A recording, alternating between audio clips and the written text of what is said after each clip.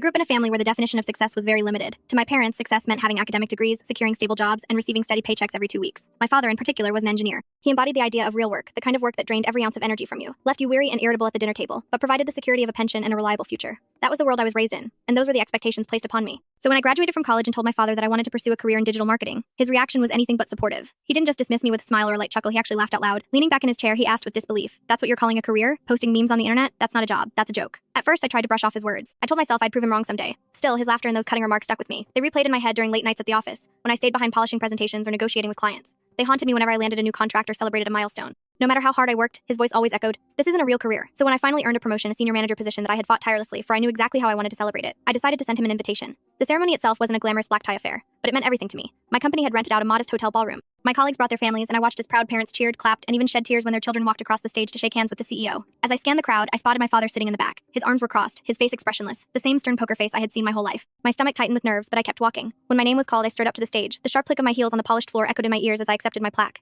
My boss shared kind words about my leadership during a campaign that had brought in a record-breaking client. The room erupted in applause. Yet in that very moment, the only thing I cared about was whether my father's hands had joined in. Spoiler, they hadn't. After the ceremony, I approached him with shaky hands still buzzing from adrenaline. I stood tall, looked him in the eye, and asked, "Well, Dad, do you still think this is just a joke?" He looked at me for what felt like an eternity before answering. "One promotion doesn't mean it'll last. Don't get ahead of yourself." His words cut deep. All around me, my coworkers' families were embracing their children, shedding tears of pride, showering them with congratulations. And yet, my own father, could not muster even a single kind word. Then something unexpected happened. My boss, with perfect timing, walked over to us. She smiled warmly, extended her hand to my dad, and said, "Your daughter is the reason we landed the Pearson account. Honestly, she's one of the most valuable members of my entire team." For once, my father didn't have a quick-witted remark or dismissive laugh. His jaw tightened, and he gave a single nod. That was the moment I had been waiting for, not just because my boss praised me in front of him, but because it stripped away his shield of sarcasm. He couldn't deny what he had just heard. Still, when the evening ended, he left without a word. No congratulations, no, "I'm proud of you." Just silence. I won't lie, it hurt. But a few days later, my mom called me. She told me that my dad hadn't stopped talking about the ceremony. He kept repeating the words my boss had said, almost in disbelief. I didn't realize she was actually that good. He couldn't bring himself to say it directly to me, but I finally knew. And here's the truth I uncovered in that moment. I wasn't waiting for his approval anymore. That day, surrounded by colleagues who respected me and an audience that celebrated my achievements, I realized that my father's opinion no longer defined me. His silence, in its own way, was an admission. It was proof that he could no longer dismiss the reality in front of him. Back in my apartment, I hung the promotion plaque on the wall. Not for him, not for validation, but for me. For the countless late nights, the doubts I battled, the determination and resilience it took to rise to that level. Every time I glance at that plaque, I whisper the same words to myself, a quiet reminder of why I keep pushing forward.